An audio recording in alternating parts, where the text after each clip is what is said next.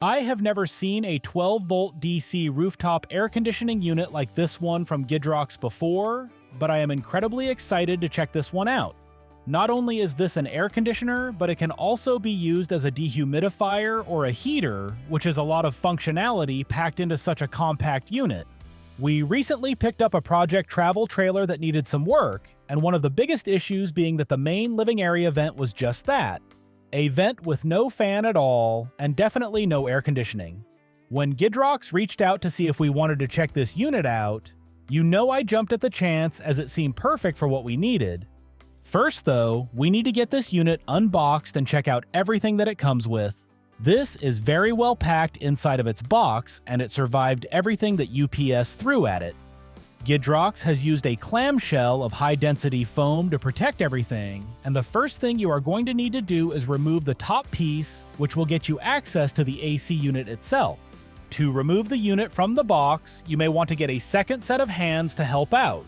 While this unit is pretty light for what it is at only 54 pounds, getting it out of the box is a little awkward for a single person to do on their own, as you can tell from the different ways that I tried before actually getting it up and out of the way.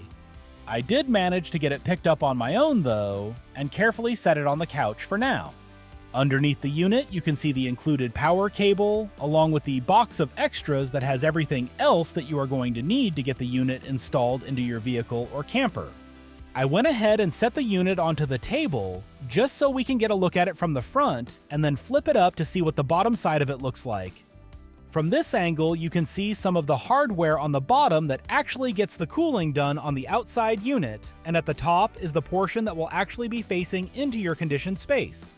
The fins you can see there are what the air will actually blow through to cool down, and that lines up with the vents in the interior panel that we will see later once I actually get this installed. Above that is all of the wiring with the large red and black cables where we will connect power from the battery. The rest of the wires will connect into the control panel, and each one has a spot on the board that it plugs into. Speaking of the power cable, here is the 19.7-foot long cable that will connect from the wires that we just looked at into the battery that you will be using to run the unit. On one end of the red cable, you can see that there is a pre-installed 100 amp fuse, which is great to see. Remember that the side with the fuse will go on the battery, not on the end that connects to the unit itself. Finally, let's take a look at what all comes in the accessory box, although it is also all listed right on the front, so that you can double check to see if you are missing anything that should have come with it. First up is the remote control along with its hanging bracket that even includes batteries, which is always nice to see. Next are the 6 foam spacers, and you will use these to help prop up the outer edges of the unit on your roof. After that is the baggie that has your user's manual, installation manual, and troubleshooting guide. You are going to want this for later. Then there is the box of mounting hardware, and there are several different sizes of the connecting bolts that will go from the outside unit into the bracket, which allows this unit to be installed in a roof thickness from 1.5 inches up to 3.5 inches. Next up is the interior mounting bracket, which is a very solid chunk of metal. Later in the video, we are going to see me mess up my first install of this thing, but for now let's finish up looking in the accessory box. This is the mounting gasket that you are going to put directly onto the roof to seal the unit up, and you can see the adhesive side under the white protective strips on the back. Next up is the internal control panel, and the black circles that you see there are the vents that I mentioned earlier, and that is the section that will line up with the fins in the roof unit. We will set this aside for now and take a look at the last item in the box. This is cover panel that works with the front panel to cover up the entire open space in the roof. Now that we know what comes in the box, it is time to get the trailer ready for this unit to be installed. As I mentioned, the only thing that our trailer has is a vent space that can be opened or closed, but no fan. This would let hot air out, but won't move any air, which is not ideal. I am removing the shroud and screen so that I can check how much space I have, and I measured it out at exactly 14 inches by 14 inches, which is what the installation instructions say is necessary. That, however, is wrong, which we will see in a bit, and what you actually need is between 14 1/8 and 14 1/4 of an inch, but we will talk about that more later in the video. If you are installing the Gidrox AC unit into a newer camper, or if you are cutting a fresh hole into your camper, you will not need to deal with this step, but if you are in an older unit like we are, then this is something that you are going to have to deal with. To make sure that we get a good seal with the unit, you need to get as much of the sealing tape, goop, and pucky off of the roof that you can. With this vent, I won't even be able to remove it until I can get down to the screws that are holding it in, which will likely be buried under at least 2 layers of stuff. The included foam gasket that the unit comes with is just over an inch wide, so you want to make sure that at the very least you have that amount of space completely cleaned off around the hole, as that is going to give you the best chance to get this sealed up so that you don't wind up with a leak. I am personally not going to be able to get the final bits of the gray pucky that you can see around the very outside as it is hard as a rock, but I will be able to get a lot of it off, and the space right around the hole will be completely clean. I am not going to make you watch me pull every last bit of this pucky off of here, as it took me most of an afternoon to get it done, but you will be able to see the finished results in a bit when we install the gasket onto the roof. I decided to go ahead and use some 4-inch wide Gorilla waterproof sticky tape to completely seal the edges of my opening, to make sure that even if I ended up with a leak, none of it would end up inside of the ceiling itself, and it would instead just flow right through. Our roof is at the outside edge of compatible with the mounting system on the Gidrox AC unit at 3.5 inches thick, but that meant that the 4-inch tape would overlap both the outside and inside of the opening just a little bit, which would be perfect. I have never used this product before, which is very similar to the Flex Tape brand that I have seen on commercials, but was considerably more affordable. It goes on pretty easy, just don't push down on it until you are really sure it is in the right place, as once it goes on, it is really hard to get off. I went around all 4 sides of the opening, and then cut it just long enough to have a couple of inches of overlap to make sure the whole area was covered. Once the edges were all in place, I went ahead and pushed it over the top and bottom of the opening, so the entire thing was waterproof, and I thought that it turned out pretty well. Now that the opening is prepped, I decided to get the foam spacers installed onto the unit, as I have some pretty specific measurements I need to make sure to fit into. When you see folks installing these, they will typically spread them around the outside of the unit evenly, which would be fine if your roof is nice and solid and flat. You may or may not have noticed on our roof, but there is a plywood platform right under the opening, but beyond the plywood things get a little sway-backed and loosey-goosey. I measured how wide the plywood platform is, and I'm going to make sure that all of my bumpers fit onto that space to make this mounting very solid. When you are placing these on the bottom of the unit, make sure to not block the ports along the front edge that you can see near the yellow sticker. Those are the drain ports for any water that gets in through the fan on the top, and also for any condensation that the unit creates when in air conditioning or dehumidifier mode. Other than that, place them as far to the outside of the unit as makes sense for what your situation is, as that will give you the most stability once it is installed up on the roof. As you can see from my placement, I have more space available on one side than the other, which is why they are tucked in on one side and not the other. After that, I headed back up onto the roof to get the gasket installed, and you can get a look at how much I was able to clean up and flatten out the area directly around the opening in the roof. I am pretty happy with how this turned out, and it is going to give me a great mating surface for the gasket and the sealant around the edge of the gasket once it is installed. I had just cut my fingernails, so it took me a couple of tries on each piece of the protective film on the sticky portions of the gasket. Once I managed to get it all picked off, however, it was easy to line it up and get it stuck down into place. You don't need to go too crazy, as the clamping pressure once it is installed will do all of the work to keep it sucked together and sealed up. Now that the gasket is in place, it is time to really make sure that I am not going to have any issues with leaks later. I am using Sikaflex NP1 for this, as it seems to be one of the best options that is available at my local big box stores.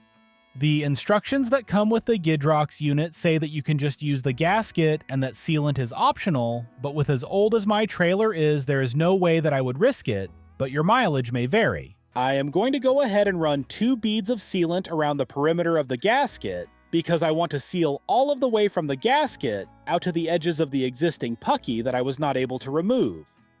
It doesn't have to be the most beautiful smoothing job in the world, as I am never going to see this again once the unit is installed. I am just going to make sure that it has a nice slope from the gasket out to the edges so that there isn't a chance of water pooling up between the gasket and the sealant, as that would kind of defeat the purpose of using it. If you are going to do this, make sure to wear a glove, as this stuff is incredibly sticky and it is tough to get it off of skin once it starts drying. NP1 will start to skin over after about an hour or so, but it won't fully cure for 3 to 7 days, and probably longer when using thicker coats like I am here.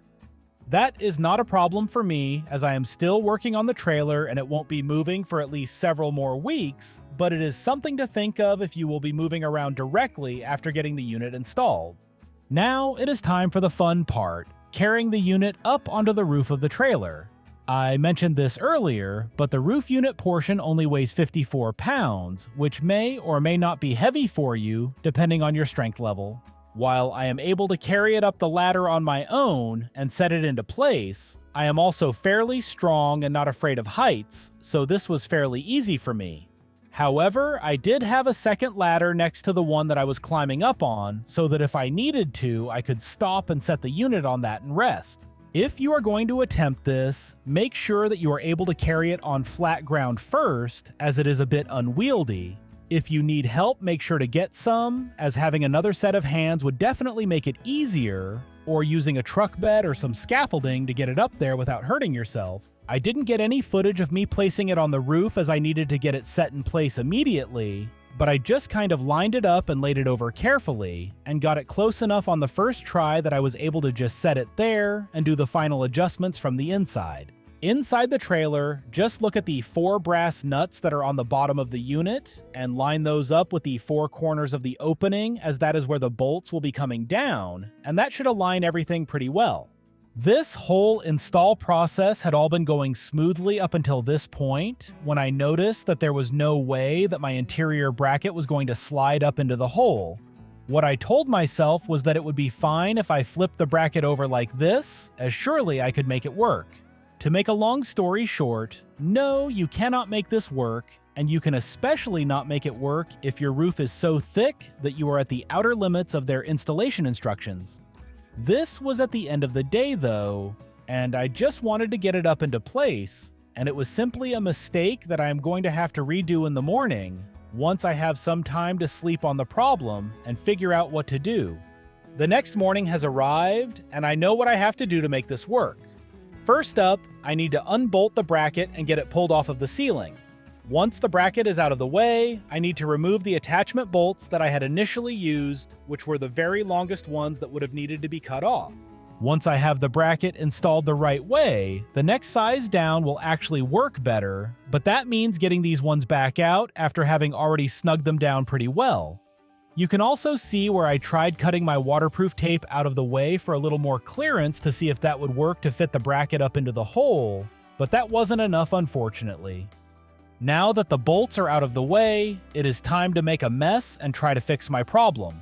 What I'm going to do is grab my plunge cutter with a fresh blade and cut in from each side about 1/8 of an inch and plunge cut up about 1.5 inches to make room for the bracket. Learn from my mistake and try to push the bracket up into your existing hole before you even start with the install process, as that will save you a ton of grief if you run into the same issue that I am having. What I am guessing is that most campers actually have a slightly oversized hole in this space, as that would make sense for fitment of different sized fans. Mine is just not quite big enough though, so it is time to get creative and make a little more space. The only issue is that my arms were already tired from the cleanup and install process yesterday, so holding my hands up above my head to make these cuts was harder than it should have been, but I was able to get it all done pretty quickly. Once all of that was taken care of, I grabbed the bracket to check, and thankfully it slid right up into place, finally. I grabbed the next to longest bolts in the bags next and got all 4 of them installed back into the main unit. With all 4 of the bolts now in place and the slightly enlarged hole finished, I can now finally slide the bracket up into place the correct way and get the nuts tightened down. I am not going to lie, getting back to this point with the bracket installed and tightened down feels really good, and hopefully the last couple of steps of this install will go more smoothly. When tightening these down, make sure to do it evenly a bit at a time across all 4 bolts. Don't just tighten one down all the way and then move on to the next one. Even pressure on the gasket is what you are looking for here, so just take your time, and as the gasket compresses, you should not be able to see any daylight between the main unit and the gasket anymore. Now that I have the main unit fully mounted, it is time to get the wiring hooked up. First up, I am going to attach the power cables with the included short bolts and nuts that you will find in their own package. Make sure to tighten these down really well, as you do not want this connection to loosen up over time. To protect these connections, I am going to use Kapton tape instead of the recommended electrical tape, as I have it already, and it works a lot better than your generic black electrical tape ever will. This is only a temporary connection for me to be able to test the unit, as I will eventually want to run these wires through my cabinets to hide them better. If you wanted to give the connections even more protection, however, you can do something like this and add a layer of cardboard sandwiched in between the layers of Kapton tape, which should make sure that nothing can wear through the first layer to make a connection. Either way though, this will work well enough for me to test, even though I did end up putting the fuse on this end, which I specifically said earlier was a no-no. Next up, it's time to connect the control panel to the main unit, and there really is only one spot that each of these cables can plug into, so you really can't mess it up. Just make sure that the pins on the board match the holes on the plugs, and you should be fine. If you are unsure, however, make sure to check the manual, as it should be able to clarify any questions you have. I am going to go ahead and hook the cover panel onto the control panel to show you what it looks like, and this will easily be able to cover whatever you have going on in your install. I am not going to use it like this, however, and want something that is more form-fitting to the existing hole, and will make that out of some 1/4 inch plywood. Once all of that is plugged in, it is time for the moment of truth. Will it power on? Luckily for me, it powered on, and I was able to run the unit through its various modes, from air conditioning to heating to just fan mode. The unit is incredibly quiet when running, and the only thing you are really going to hear is the sound of air moving as the fan blows, and when you crank that thing up, does it ever blow a lot of air?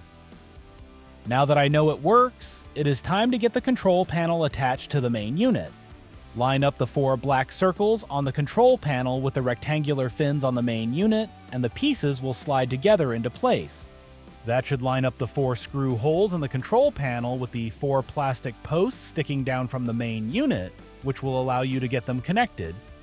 Again, my roof is at the edge of the workable thickness, so it was a little tricky to get them started, but once they all were, it was easy enough to get the control panel secured tightly to the main unit. It doesn't help that yet again this is all over my head while I am doing it, and my arms are still nice and tired, but eventually I was able to get it all put together. Unfortunately, I was only able to run the unit for about 30 minutes or so because the electrical system on this trailer is still pretty old.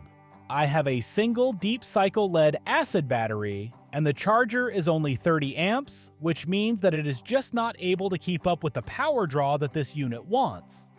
I was really hoping to have all of that upgraded by the time this got here, but life just doesn't work that way sometimes, so it is what it is. What I can say is that even in the half hour that I was able to run it, the trailer was already cooling down nicely, and I still haven't put all of the insulation back into the front of the trailer after I rebuilt it. What I am going to do is revisit this unit once I am able to get a better battery and charger in here so that I can show how well it cools in the summer and eventually how well it heats in the winter. A big thank you to Gidrox for sending over their 12-volt DC rooftop air conditioning unit, and if this is something that you are going to want to take a look at for yourself, make sure to look in the video description or pinned comment and click on the link to check it out.